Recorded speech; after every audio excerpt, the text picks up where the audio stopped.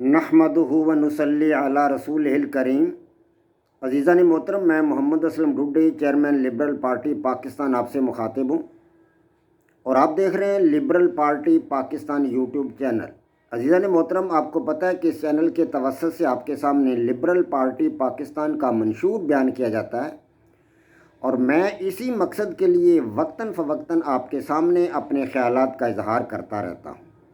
عزیزان محترم، liberal party Pakistan YouTube channel آپ کا اپنا چینل ہے۔ میں توقع ظاہر کرتا ہوں اور امید کرتا ہوں کہ آپ اس چینل کو سبسکرائب کریں گے، لائک کریں گے، شیئر کریں گے اور بیل آئیکن کو بھی دبا دیں گے تاکہ پارٹی کی طرف سے دی جانے والی معلومات اور گزارشات بر وقت آپ کے پاس پہنچیں اور آپ کے دوست احباب اور عزیز و اقارب ان سے مکمل طور پر استفادہ کر سکیں۔ عزیزان محترم، آپ اس حقیقت سے بھی آگاہ ہیں کہ آج کل لبرل پارٹی پاکستان کے بینر تلے اور اس کے سٹیج سے آپ کے سامنے 4 قسم کے اہم ترین پروگرام پیش کیے جا رہے ہیں۔ ان میں سب سے پہلا قرآن پاک کی تفسیر کا سلسلہ ہے، یعنی فہم قرآن۔ دوسرا پروگرام آپ کے سامنے سیرت النبی صلی اللہ علیہ وآلہ وسلم۔ تیسرا پروگرام میری کتاب جدلیاتی لبرلزم کا خلاصہ آپ کے سامنے رکھا جا رہا ہے، اور چوتھا پروگرام جو میں نے حال ہی میں شروع کیا ہے چند دن قبل، اور وہ ہے حقیقی آزادی، یعنی کہ میری کتاب لبرل نظام حیات کا خلاصہ حقیقی آزادی کی صورت میں آپ کے سامنے پیش کیا جا رہا ہے۔ آپ اس بات سے آگاہ ہیں کہ یہ چاروں پروگرام آپ حضرات کے سامنے ایپیسوڈز کی صورت میں پیش کیے جا رہے ہیں، اور میں وقتاً فوقتاً آپ کے سامنے اسی سلسلہ میں اظہار خیال کرتا رہتا ہوں۔ آج میں جو پروگرام آپ کے سامنے پیش کر رہا ہوں یہ ہے قرآن پاک کی تفسیر کا سلسلہ فہم قرآن، ایپیسوڈ نمبر 21۔ عزیزان محترم، آپ جانتے ہیں کہ میں آپ کے سامنے فہم قرآن کے حوالہ سے اعوذ باللہ من الشیطان الرجیم کی تفسیر بیان کر رہا ہوں، اور اعوذ باللہ کی تفسیر میں لفظ اللہ کی تفسیر تحقیق آپ کے سامنے رکھ رہا ہوں، اور اسی حوالہ سے اللہ تبارک و تعالیٰ کے جو صفاتی نام ہے ان کا مطلب اور مفہوم آپ کے سامنے رکھا جا رہا ہے۔ اس سے قبل میں آپ کے سامنے اللہ تبارک و تعالیٰ کے 52 یعنی 52 صفاتی ناموں کا مطلب اور مفہوم رکھ چکا ہوں۔ آج ہم اس سے اگلے چند ناموں کا خلاصہ میں آپ کے سامنے رکھوں گا، ان کا مطلب اور مفہوم آپ کے سامنے رکھوں گا۔ تو 53واں نام اللہ تبارک و تعالیٰ کا صفاتی نام جو ہے وہ ہے الصمد۔ الصمد، الصمد کے معنی ہے بے نیاز۔ اب نیاز کا مفہوم کیا ہے اکثر لوگ نہیں جانتے۔ نیاز مند، آپ کا نیاز مند۔ تو نیاز کا معنی جو ہے وہ ہے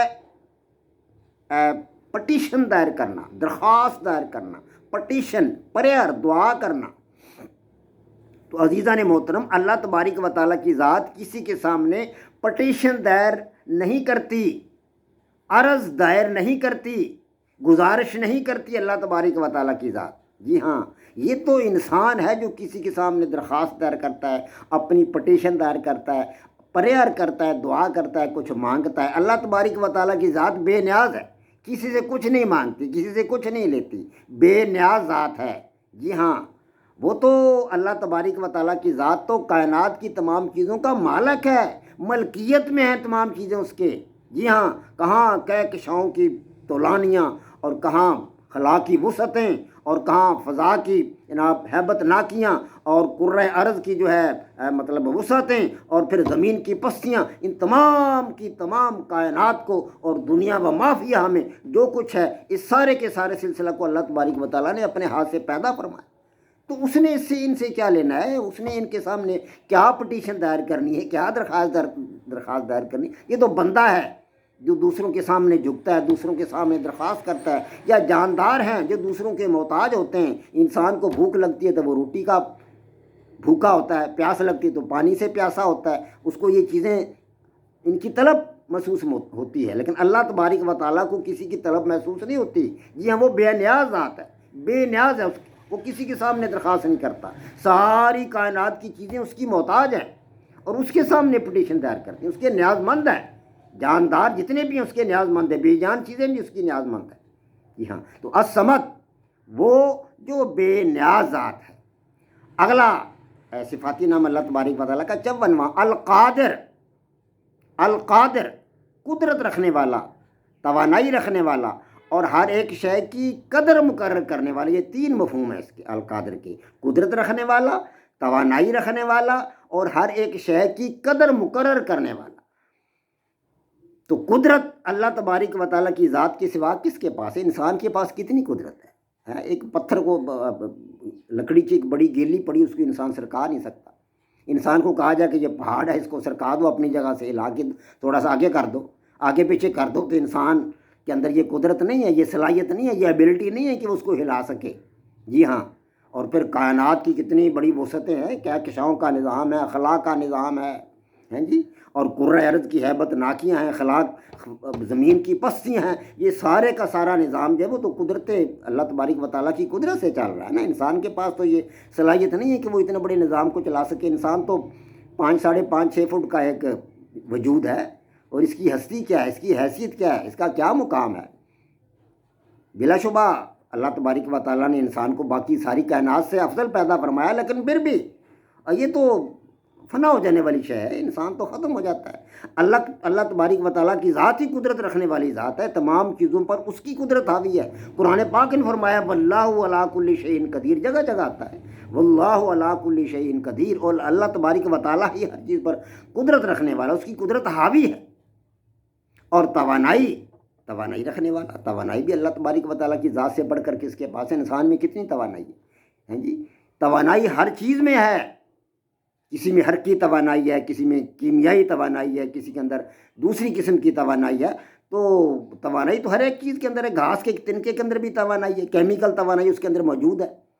اب چلتی ریل گاڑی کے اندر حرکی توانائی موجود ہے، بلندی کے اوپر کوئی چیز موجود ہے تو اس کے اندر مخفی توانائی موجود ہے، پوٹینشل توانائی اس کے اندر موجود ہے. اب ریل گاڑی کتنی بڑی، ہزاروں من اس کا وزن ہوتا ہے ریل گاڑی کا، کئی اس کے اندر ڈبے ہوتے ہیں، اس کے اندر کتنی توانائی ہے. اس کو انسان اپنے ہاتھ سے نہیں روک سکتا، لیکن چھوٹی سی تار ہے، وہ کھینچی جائے تو گاڑی رک جائے گی، اس لیے کہ وہ اس کے اندر وہ توانائی نہیں ہے جو توانائی اللہ تبارک و تعالیٰ کی ذات کے اندر. اللہ تبارک و تعالیٰ کی ذات کائنات کے سارے نظام کو چلا رہا ہے. جی ہاں، توانائی پانی کے اندر بھی ہے. پانی کو بلندی سے روک کر وہاں دریا کے سامنے باندھ کر پانی کو روکا جائے، اور جناب بلندی سے پانی کو نیچے گرایا جائے تو ٹربائن گھومے گا اور بجلی پیدا ہوگی. ہوا کی توانائی سے بجلی پیدا ہوگی. بادل کی کڑک کے اندر توانائی موجود ہے. ہر ایک چیز کے اندر بتایا میں نے کہ گھاس کے تنکے کے اندر بھی کیمیکل توانائی موجود ہے، مٹی کے ذرے کے اندر بھی کیمیکل توانائی موجود ہے، ہر ایک چیز کے اندر توانائی موجود ہے. لیکن یہ توانائیاں عارضی توانائیاں ہیں، وقتی توانائیاں ہیں، بہت قلیل چھوٹے پیمانے پر. اللہ تبارک و تعالیٰ کی ذات کے اندر جو توانائی ہے وہ کائنات کے پورے نظام کو چلانے والی توانائی، کہکشاؤں کے نظام کو چلانے والی توانائی، سورج ستاروں کے نظام کو، کہکشاؤں کے نظام کو، اور سیاروں کے نظام کو، شہاب ثاقب کے نظام کو چلانے والی توانائی اللہ تبارک و تعالیٰ کی توانائی. تو قدرت اللہ تبارک و تعالیٰ کے پاس ہے، وہ قدرت رکھنے والا ہے اور توانائی رکھنے والا ہے. اور تیسرا مطلب اس کا ہے کہ ہر ایک شے کی قدر مقرر کرنے والا ہے. قدر کے معنی ورد یا ویلیو، یعنی اس کی ورد یا ویلیو مقرر کرنے والا. کائنات کی کون سی شے ہے جس کی ورد نہیں ہے، جس کی ویلیو نہیں ہے؟ گھاس کے تنکے کے اندر بھی ویلیو ہے، اس کے اندر کیمیکل توانائی موجود ہے. ہیں جی، سوکھے پھوکے گھاس کو اکٹھا کر لیں تو اس میں آگ لگائیں تو آپ کو توانائی حاصل ہوگی. ہیں جی، اب سانپ جو ہے انسان کو کاٹ لیتا ہے، انسان مر جاتا ہے اس کے کاٹنے سے، لیکن قدر اس کی بھی ہے، ورد اس کی بھی ہے، ویلیو سانپ کی بھی ہے. بہت سارے جانور سانپ کو کھاتے ہیں، اونٹ سانپ کو کھا جاتا ہے، سانپ سے بڑے جانور سانپ کو کھا جاتے ہیں. اس کو قدر یا ویلیو ہوئی نا. بچھو انسان کو کاٹ لیتا ہے، انسان مر جاتا ہے. تو اب ہم یہ کہیں گے اس کی تو کوئی ویلیو ہی نہیں، اس کی تو کوئی ورد نہیں ہے بچھو کی. وہ انسان کو کاٹ لے تو انسان کو موت کی نیند سلا دیتا ہے. لیکن بچھو کو کھانے والے بہت سارے جانور ہیں جن کی غذا بنتا ہے بچھو، سانپ ان کی غذا بنتا ہے. یعنی چھوٹے جانوروں کو بڑے جانور کھاتے ہیں اور ان کو ان سے بڑے جانور کھاتے ہیں. جیسا کہ ہرن ایک چرندہ ہے، تو شیر اس کے پیچھے بھاگنا شروع کر دے تو بہت جلد ہرن کو پکڑ لے گا اور اس کو چیر پھاڑ کر کھا جائے گا، اس کی خوراک ہے ہرن. اس طرح 12 سینگے ہیں، زیبرے ہیں، ان کو درندے جانور کھا جاتے ہیں، اس لیے ان کی وہ خوراک ہے. تو ان کی ورد ہے، ہر ایک چیز کی ورد ہے، ہر ایک چیز کی ویلیو ہے۔ ان چیزوں کی ویلیو کس نے مقرر کیا ہے؟ اور کہکشاؤں کے نظام کی ویلیو کس نے مقرر کیا ہے؟ ستاروں کے نظام کی ویلیو کس نے مقرر کیا ہے؟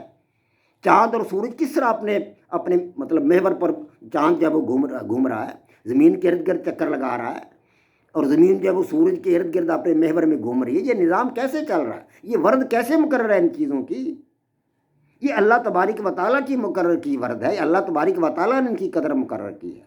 القادر یعنی کہ وہ ہر چیز کی ورد مقرر کرنے والا ہے، ہر چیز کی اس کی ویلیو مقرر کرنے والا ہے۔ اللہ تبارک و تعالیٰ کی ذات نے یہ ویلیو مقرر کی ہے کہ چھوٹے جانوروں کو بڑے کھائیں گے، بڑوں کو اس سے بڑے جانور کھائیں گے، اس طرح ان کی زندگی کا نظام، کائنات کا نظام چلتا رہے گا۔ بے جان چیزیں، بے شمار بے جان چیزیں جانداروں کے لیے فائدہ مند ہے۔ پانی کے بغیر کوئی جاندار زندہ نہیں۔ قرآن پاک فرماتا ہے کہ ہم نے تمام کائنات کی تمام جاندار چیزوں کو پانی سے پیدا فرمایا۔ چھوٹے سے چھوٹا بیکٹیریا کے اندر بھی پانی ہوتا ہے، جی ہاں، وائرس کے اندر بھی پانی موجود ہے، جراثیم کے اندر پانی موجود ہے۔ کوئی جاندار شے پانی کے بغیر وجود نہیں رکھتی۔ انسان کا کوئی خلیہ لے لیں، کوئی سیل لے لیں، اس کے اندر پانی موجود ہوگا۔ تو یہ اللہ تبارک و تعالیٰ نے ہر ایک شے کی ورد مقرر کی ہے، قیمت مقرر کی ہے۔ تو یہ ہے القادر، قدرت رکھنے والا، توانائی رکھنے والا، اور ہر ایک شے کی ورد یعنی قیمت مقرر کرنے والا، القادر۔ اب تیسرا ہمارے پاس نام ہے ہمارے سامنے اللہ تبارک و تعالیٰ کا صفاتی نام، المقتدر، 55واں، المقتدر، قدرت کاملہ رکھنے والا، قدرت کاملہ رکھنے والا۔ ان تمام چیزوں کی جو ورد ہے یا قیمت ہے وہ تو معمولی ہے، جی ہاں، وہ تو معمولی ہے۔ انسان کی کیا ورد ہے، انسان کی کیا قیمت ہے؟ بالآخر تو انسان نے مر جانا ہے، ختم ہو جانا ہے، مٹی میں جا کر مٹی ہو جانا ہے۔ اسی طرح جانور ختم ہو جاتے ہیں، مر جاتے ہیں، تو ان کی کیا ورد ہے، ان کی کیا قیمت ہے، ان کے پاس کیا طاقت ہے، ان کے پاس کتنی قدرت ہے؟ کوئی قدرت نہیں، بالکل معمولی سی قدرت ہے جو اللہ پاک نے ان کو مستعار دی ہے وقتی طور پر چند دن زندہ رہنے کے لیے۔ تو قدرت کاملہ کس کے پاس ہے؟ اللہ تبارک و تعالیٰ کے پاس ہے، اسی لیے اس کا نام ہے المقتدر، قدرت کاملہ رکھنے والا، جو سیاروں کے نظام کو چلا رہا ہے، جو کہکشاؤں کے نظام کو چلا رہا ہے، جو خلا کی وسعتوں کے نظام کو چلا رہا ہے، جو زمین کی پستیوں کے نظام کو چلا رہا ہے، اور کرۂ ارض کی ہیبت ناکیوں کے نظام کو چلا رہا ہے، وہ ہے المقتدر، قدرت کاملہ رکھنے والا اللہ تبارک و تعالیٰ کی ذات۔ تو اسی طرح 56واں نام ہمارے پاس آ جاتا ہے الاول۔ الاول قدرت کا لفظ جو ہے یہ شاید آپ کے ذہن میں اس کا مفہوم میں مزید تھوڑا سا ڈال دوں کہ قدرت کا مفہوم ہے ڈیوائن پاور، ڈیوائن پاور، خدائی طاقت، رحمانی طاقت، ڈیوائن پاور، یعنی کہ جو پرٹیننگ ٹو گاڈ، اللہ تبارک و تعالیٰ کی ذات سے متعلق، یہ ہے قدرت اللہ تبارک و تعالیٰ کی، یعنی کہ اومنی پوٹینس یا ٹو ہیو پاور یا ٹو بی ایبل، یہ قدرت ہے اللہ تبارک و تعالیٰ کی۔ انسان کے پاس یہ قدرت نہیں ہے، انسان کے پاس یہ صلاحیت نہیں ہے۔ اللہ تبارک و تعالیٰ کی ذات سے مستعار لی ہیں یہ ساری طاقتیں انسانوں نے، جانوروں نے یا بے جان چیزوں نے۔ تو 56واں لفظ اللہ تبارک و تعالیٰ کا صفاتی نام ہمارے پاس آتا ہے الاول۔ الاول وہ جو کائنات کی تمام موجودات سے پہلے موجود ہے، کائنات کی تمام موجودات سے پہلے موجود تھا۔ یہ تو بعد میں بنی چیزیں، ان کو تو اللہ تبارک و تعالیٰ نے پیدا فرمایا۔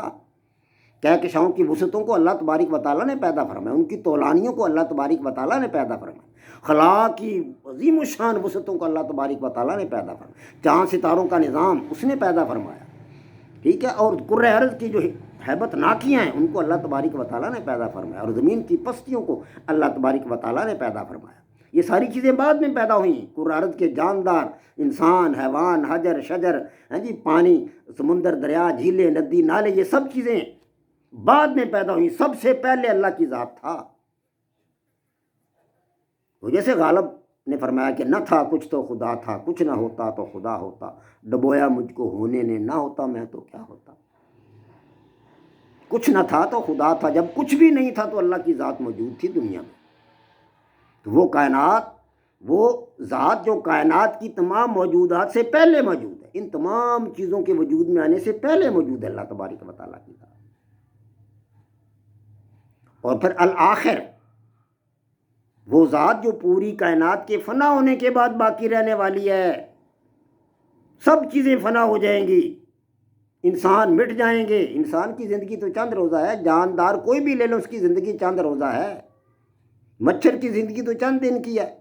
بیکٹیریا بیچارہ وہ بھی چند سیکنڈ زندہ رہتا ہے, چند منٹ زندہ رہ کے مر جاتا ہے.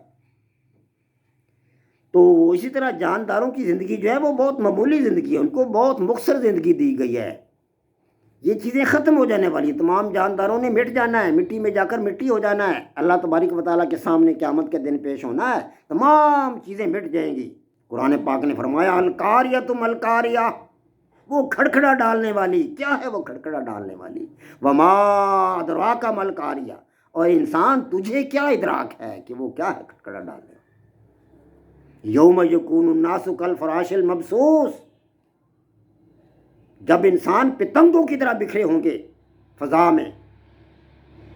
وتکون الجبال کالعہن المنفوش, اور پہاڑ روئی کے گالوں کی طرح خلا کی وسعتوں میں تیر رہے ہوں گے. تمام چیزیں ختم ہو جائیں گی, ہر چیز کا وجود مٹ جائے گا, اور 40 سال تک کائنات اسی حالت میں رہے گی. سوائے اللہ کی ذات کے کوئی موجود نہ ہوگا. اللہ کی ذات موجود ہوگی. تمام کائنات کی چیزوں کے فنا ہونے کے بعد بھی باقی رہنے والی ذات کون سی ذات ہے؟ اللہ تبارک و تعالیٰ کی ذات. اسی لیے اس کا نام ہے الآخر. تمام کائنات کی چیزوں کے بعد بھی زندہ رہنے والا, بعد بھی موجود رہنے والا, باقی رہنے والا, الآخر. وما علینا الا البلاغ. پاک فوج زندہ باد, پاکستان پائندہ باد. عزیزان محترم, آج فہم قرآن کا ایپیسوڈ نمبر 21 میں نے آپ کے سامنے رکھا. اللہ تبارک و تعالی ہم سب کو سمجھنے اور اس پر عمل پیرا ہونے کی توفیق عطا فرمائے. وما علینا الا البلاغ.